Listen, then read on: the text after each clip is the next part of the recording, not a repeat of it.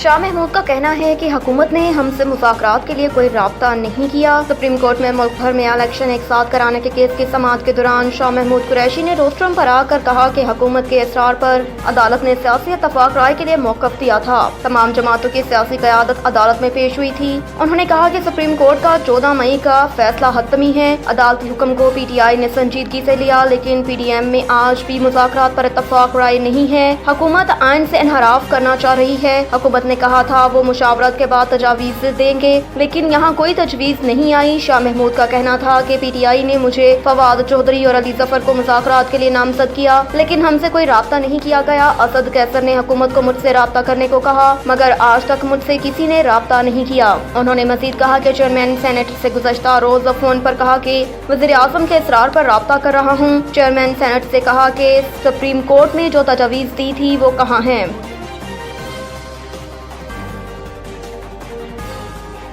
جلاؤ گھیراؤ توڑ پھوڑ کیس، اسد عمر سمیت دیگر کی عبوری ضمانت میں توسیع، عدالت نے مسرت چیمہ اور فرح حبیب کو آج ہی انویسٹیگیشن جوائن کرنے کی ہدایت کر دی۔ انسداد دہشت گردی عدالت کی جج ابھر گل نے کیس کی سماعت کی۔ یاسمین راشد، اسد عمر، عمیر نیازی، مسرت چیمہ اور فرح حبیب نے حاضری مکمل کی۔ جے آئی ٹی کے سربراہ آفتاب پھلروان بھی عدالت میں پیش ہوئے۔ جج انسداد دہشت گردی عدالت نے استفسار کیا کہ تفتیش میں کیا پیش رفت ہے۔ سربراہ جے آئی ٹی نے بتایا کہ فرح حبیب اور مسرت چیمہ نے ابھی تک تفتیش جوائن نہیں کی۔ وکیل مسرت چیمہ نے کہا کہ ہم نے جے آئی ٹی کو چیلنج کیا ہوا ہے۔ جج ابھر گل نے ریمارکس دیے کہ اگر جے آئی ٹی ختم بھی ہو جاتی ہے تو بیان تو ریکارڈ کرانا ہے۔ 6 مئی کو کیس سن کر فیصلہ کریں گے۔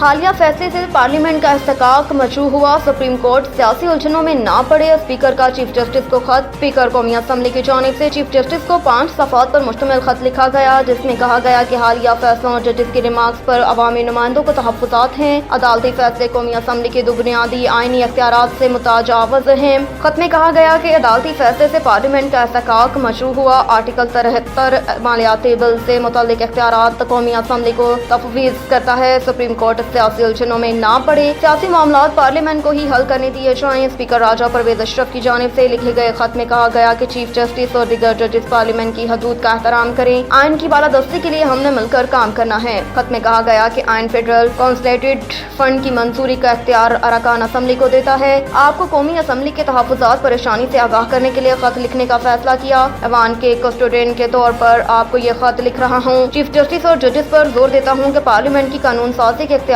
کا احترام کریں۔ محاذ آرائی سے بچنے کے لیے ریاست کے ستونوں کو اپنے دائرہ کار کے تحت کام کرنا چاہیے۔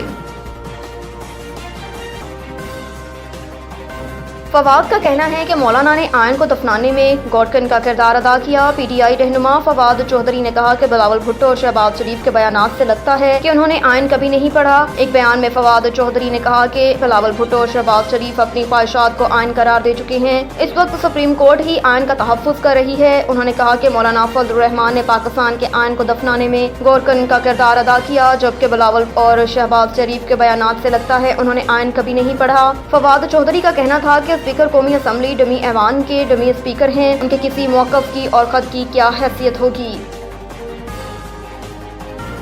اسحاق ڈار کا کہنا ہے اگر الیکشن 3-4 مہینے بعد ہو جائے گا تو کون سی مصیبت آ جائے گی۔ قومی اسمبلی اجلاس سے خطاب کرتے ہوئے اسحاق ڈار نے کہا کہ کیسے ہو سکتا ہے کہ 2 صوبائی حکومتیں موجود ہوں اور باقی میں الیکشن ہو رہے ہوں۔ حکومت اور اپوزیشن آج بھی بیٹھے اور مسئلے کا حل نکالیں۔ پاکستان کو ان حالات میں موجودہ حکومت نے نہیں ڈالا۔ انہوں نے کہا کہ اگر ایک دن میں الیکشن ہو جاتے ہیں تو کون سی قیامت آ جائے گی۔ الیکشن اکتوبر میں ہونے دیں، کچھ نہیں ہوگا۔ 63A پر وہ فیصلہ دیا گیا جس کی مثال نہیں ملتی۔ اگر 63A کا فیصلہ نہ آتا تو صوبائی اسمبلی درست چل رہی تھی، پھر ملک کو عدم استحکام کا شکار کرنے کے لیے اسمبلیاں توڑ دی گئی۔ 25 اراکان کا کوئی گناہ نہیں تھا جس کی انہیں سزا دی گئی۔ ان کا مزید کہنا تھا کہ آئین کے مطابق مالیاتی امور کی منظوری قومی اسمبلی، ایوان اور اس کے اراکان کا استحقاق ہے۔ ایوان کو بائی پاس کر کے اسٹیٹ بینک کو فنڈز جاری کرنے کا حکم دینا اس ایوان کا